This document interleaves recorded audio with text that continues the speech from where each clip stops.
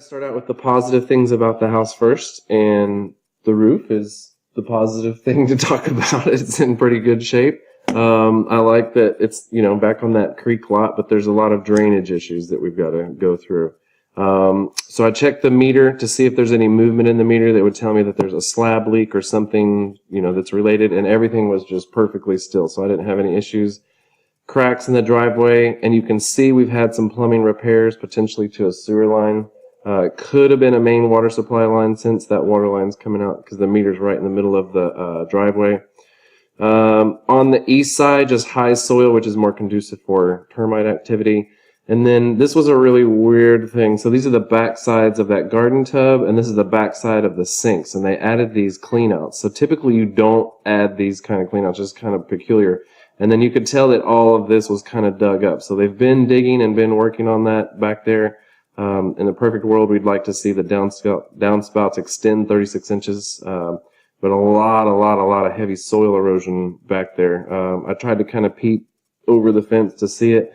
Just major soil loss back there. I've got some other pictures of the retaining wall that's back here, and it is also just kind of fallen apart and disintegrated. All the heavy foliage that's just right up on the house is super conducive for termites. High soil, same thing, kind of conducive for termites. Don't stack wood next to the house, also conducive for termites. The siding over here, there was one spot where it's wood to ground contact, also going to be heavily, termite. So it had been treated in '96, but then there was nothing since then. The wood, this is that laundry room door, so even if we could open that door, there's no way we were going to get through it because all that stuff that's stacked there. Again, the house being below street level, and you got everything kind of flowing downspouts that are facing north. It's not like water's going to go uphill, so it really needs to go out and around the house. The dryer vent cover is loose, came undone. All this shrubs probably need to go because you're robbing the soil of the moisture there as well. But just big holes and cavities kind of under the slab, which means a lot of that dirt has been washed out. If you notice, this is more of a sandy dirt. This was once upon a time under the foundation because when they poured the foundation, they brought in sort of a sandy dirt, and all of that has been washed out. So I have a feeling it's from that bathroom on the west side. But same story, you can tell that the retaining wall, everything's just pulled away. This is not going to work for a retaining wall. There's little critter holes where you can see that, they're getting up under the slab. That's more on the back side of the house. Same story, I would get rid of this wood retaining walls because it's just going to rot and just be more bug friendly, that kind of fun stuff. So just cut it all back, get it all out of there. Same thing, high soil. So you've got this soil here. I know it's pretty decorative, but then termites can get up the back side of that and into the house more easily. Same story there. A lot of that foliage. This downspout is going up, so that water that's coming down is just kind of hanging out in that spot. It's not going to go out the downspout. Again, all the shrubs, just trim them all back. And then this is where we're starting to get more loss on the back side of the master. So the dirt once upon a time was, up to here. So it's just all of it has sort of eroded away. So they added these cleanouts. Typically you see these cleanouts on the front side of the house because that's where that would tie in, but it seems like the sewer line, it could be tying in behind the house. So you did have termites in that fence that was off of that back, and then the retaining wall is in very bad shape. So this is directly behind that garden fence, that garden tub. I walked down kind of by the creek to check it out. So all of this would need to be rebuilt to hold that master bath and all of the foundation that's there, and it's all just kind of crumbling, falling apart. We had looked like a termite too, but it was just regular ants going up the wall. Since there's no overhang from the roof, it just kind of stops at the edge. All the water's been running down, and it's kind of eroded away some of the mortar and all the bricks. Like I said, there's no overhang there. Weather stripping that's damaged around the windows. By today's building standards, they like to see this off of the roof by 2 inches. To me, it looks like they've come back and re-sided this, so it's probably once upon a time wood, and it probably got rotted and or hit by termites. Blown seals in the windows, very common thing for the 80s houses. There's like 16 of them in total. The other thing that they did is they made the mistake, you don't put window film on dual pane windows. So that immediately just blows all the seals. in the windows. So weather stripping, bad. Broken windows. I think there was 3 broken windows total. Lights that are not coming on in that back patio area. Ripped screens. Duct tape holding the screen together. The kitchen clean out was just barely in there, which tells me that, and I went ahead and pulled it loose, and somebody had been in there recently trying to snake something out, so something's been going on in that drain. So it seems like every plumbing area in the house has had something happen or something go on with it. You can tell where we just need some caulking improvements around the windows. Blown seal, again, broken window. Sorry, there's a bad picture on that family room. And then we've got step cracks. This is in that back family room. And then the windows pulled out of frame, by that much. So that whole back wall, south wall, has shifted out. This conduit is supposed to be all the way up in there. There's spray foam everywhere in this house, which also tells me, and it's under the sinks as all the plumbing comes through, which tells me that somebody's come through and tried to bug-proof the house. So they've had potential issues. So this is our large crack on that west side. So this is right behind the shower area. That faucet is broken. You can see the brick here where it's kind of, everything's pulling to that one side. There's other step cracks as we get around to the north side as you go into that door. Broken seals in the windows there. Little crack in the brickwork there. So that the lintels just need to be painted more so than anything else, but you can just tell on the front side of the house we've had some movement. The faucet on the front also broke, so when you turn this on, water just kind of geysers up. So there's no exterior faucet, so I couldn't get a water pressure. I usually put a water pressure gauge on to see kind of what pressure we have, and I just couldn't do it because there was no exterior faucet. Other windows that are damaged, windows that need caulking. So we have 2 units, and both of them were replaced more recently. Not too recently, but so your main house is a 4-ton unit. It's from 2008.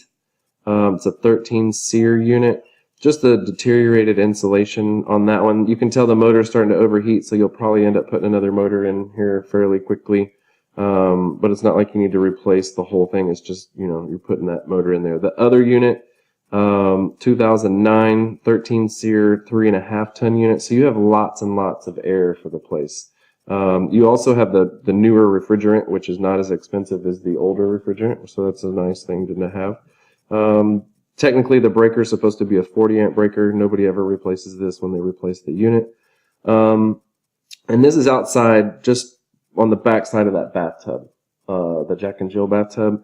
And there's a dual V-crack here. So when you have 2 things happening, that means you've just got a lot more movement. So I'm worried that there's also something going on under the slab, under that tub. So we just need to really see everything was done. If they spent $20,000 on plumbing, let's see the receipts and see what was going on.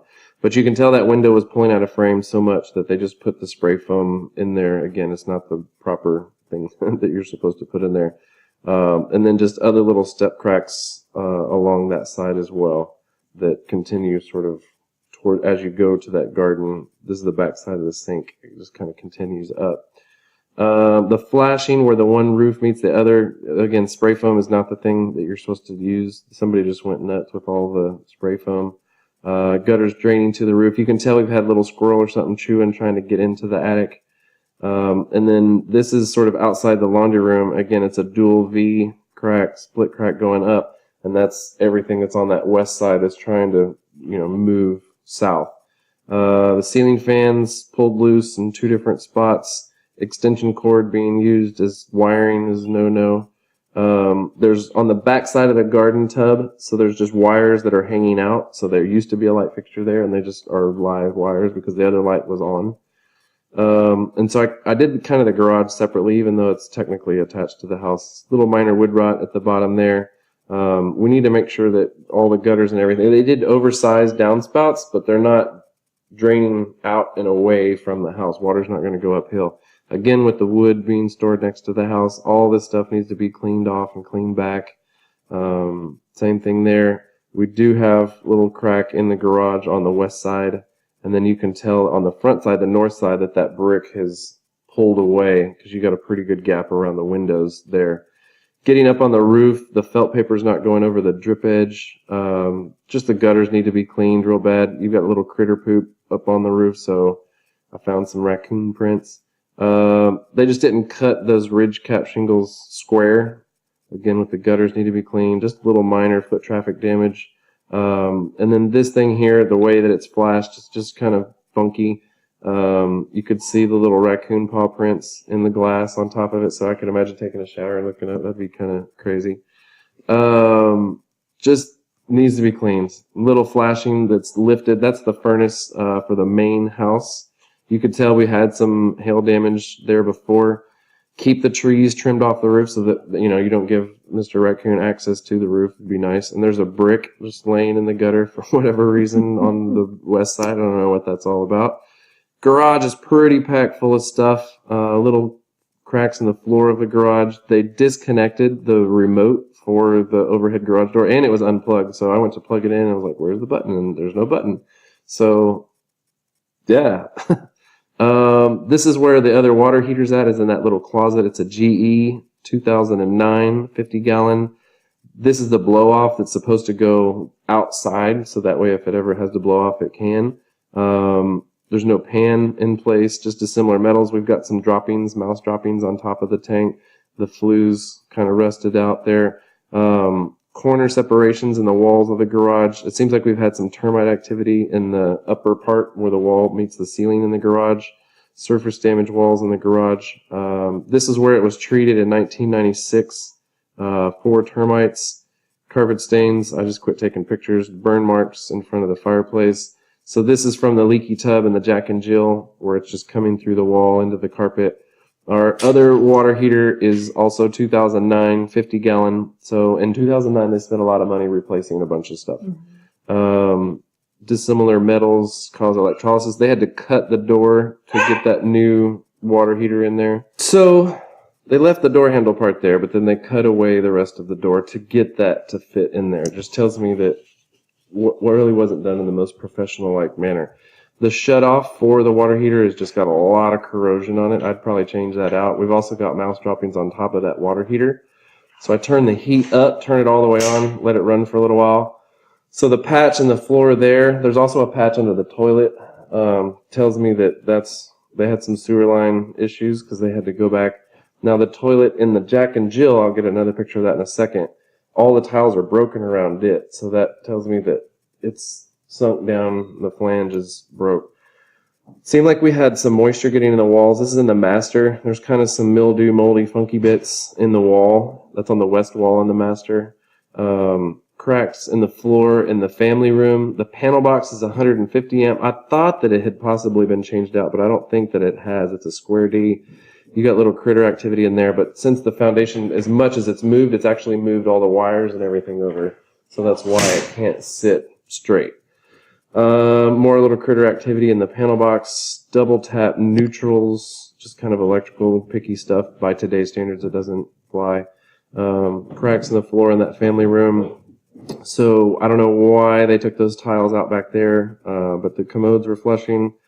Laundry room's floor is messed up. Dining room floor is messed up. That wet bar sink is just completely capped off. It's just kind of sitting loose in there, so there's no way to run it or check it.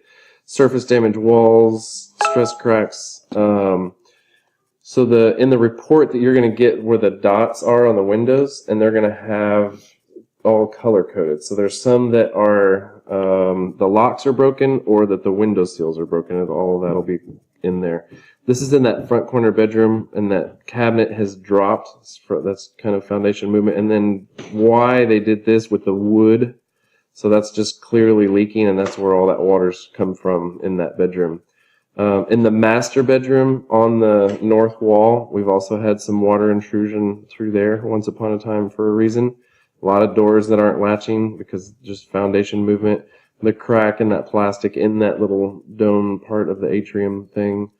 It seems like we've had some ant and or termite activity in the wall of that closet in the master. And then why we've got this giant piece of cardboard there, I don't know. Alright, so then in that bathroom where there's two windows meet at the top, that is broke apart there, and then there's a stress crack that kind of runs across that ceiling as well. So the crown molding separations, all the walls, busted seals on all the windows, fist marks it looked like in the wall. Couldn't get this slider to open. Even if I took this out and did everything, it's just off its tracks and it wouldn't open. Other busted seal there. And then our stress cracks get a little bit more significant on the west side because I think it's that west side bathroom that has our main plumbing leak. But these doors don't close because everything is shifted that much. So if you look here, you see the cracks here, see the cracks here. So I have a feeling this is our main culprit for all this foundation work. Wall corner separations back there. The windows just completely out of frame where you can actually see daylight through that window because the window is pulled out of frame. So stress cracks in there, so you can just see daylight straight through that window. Stress cracks as we go into that bathroom, the sheetrock tape twisting just on the back side of that shower. That's the indicator that that's where our more active movement is. We can tell we've had water in the wall, so this is going to be, if I had to put money on it, I would guess that there's probably some termite activity there once we start pulling it apart. But you can just tell we've had some water issues with that. Laundry room, twisting of the tape, and then we've got some mold on the wall. I'm supposed to call it a microbial organic substance, but it's because there's no bathroom exhaust fan in there to pull out the moisture, and they've kept that door just kind of sealed off. And then this is a totally different door that's supposed to be there, so that's why the door jambs don't match up. So they tried to change out all the doors. That smoke detector did not work. Other stress cracks, and so I turned the heat on and just go around and check everything. The furnace is working awesome. It gets hot. Especially the one on the west side. The one on the bedroom side. It works just fine. I mean, you can see that's the master. It's still getting hot, but it's just the main house is getting hot. Thermostat's loose from the wall. I couldn't get the lights in this chandelier to come on. And then up in the attic, so they have a ton of storage and stuff, but you can't really get over to this unit. You're supposed to have a decked space to get over to it and change the filters. And you can see that somebody's kind of leaning up and over and then just taking the old filter and throwing it in the, insulation. But this is that gray ductwork that's known to deteriorate over time. You can tell the critters have been in it or on it or through it. It's kind of that musty smell when you turn on the heat and the AC. Sidewall insulation missing. The bedroom furnace. This is a furnace that's meant to sit vertical, and they've laid it down horizontal. You can do that. You just got to do some other type of things, and that's why the flue is going in this funky direction. So it just wasn't the right heater to put in that spot. Open wires should have a little cover on it. They did change out the coil, however, they didn't put a pan under it. So if this thing ever leaks or condensation, it's just going to go straight through. You can tell they've had some towels and stuff below it, but you're supposed to have a pan below it. So the ducts going back there, you see where they've got some disintegration and that kind of stuff, and then the insulation is just kind of standard. In the fireplace, that gas starter bar just melted off, so it should go all the way out. The flue is just dirty, needs to be clean. That smoke detector worked, that one's just pulling loose from the ceiling.